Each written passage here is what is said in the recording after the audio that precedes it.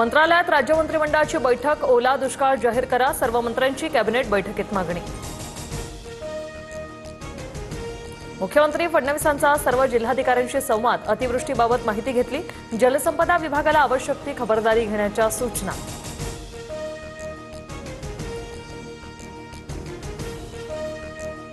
दिवाळीआधी शेतकऱ्यांना नुकसान भरपाई देणार, कृषी मंत्री दत्तात्रय भरणेंची घोषणा। पंचनाम्याचं काम युद्धपातळीवर सुरू, राज्यात 70 लाख एकरवर नुकसान भरण्याची माहिती। सरकारने वेगाने पंचनामे करून तातडीने नुकसान भरपाई देणं गरजेचं, पिकांसह जमीन आणि पाणंद रस्त्याचेही पंचनामे करावे, शरद पवारांची प्रतिक्रिया।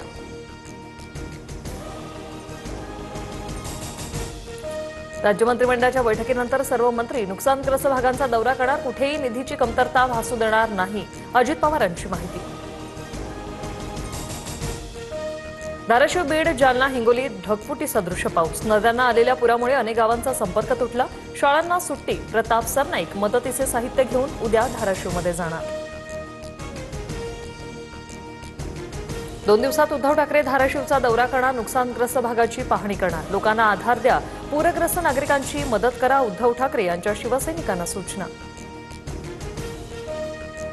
घाबरू नका, मनोबल हरू नका, स्वतःच्या जीवाची काळजी घ्या, पंकजा मुंडेंकडून सोशल मीडियावर व्हिडिओ शेअर। फडणवीसांसोबतच्या बैठकीनंतर पंकजा मुंडे बीडमध्ये नुकसानीची पाहणी करणार।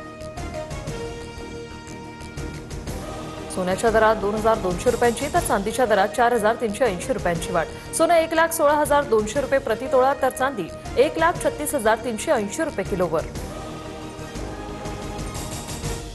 गुवाहाटीमध्ये आज जुबिन गर्गचे दुसऱ्यांदा शवविच्छेदन होणार।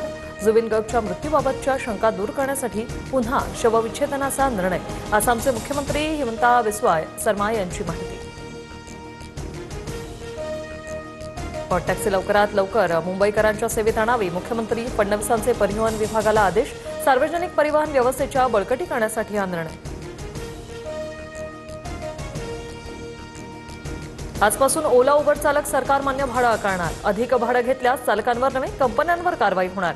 छोट्या गाड्यांसाठी 28 तर मोठ्या गाड्यांसाठी 34 रुपये प्रति किलोमीटर दर निश्चित।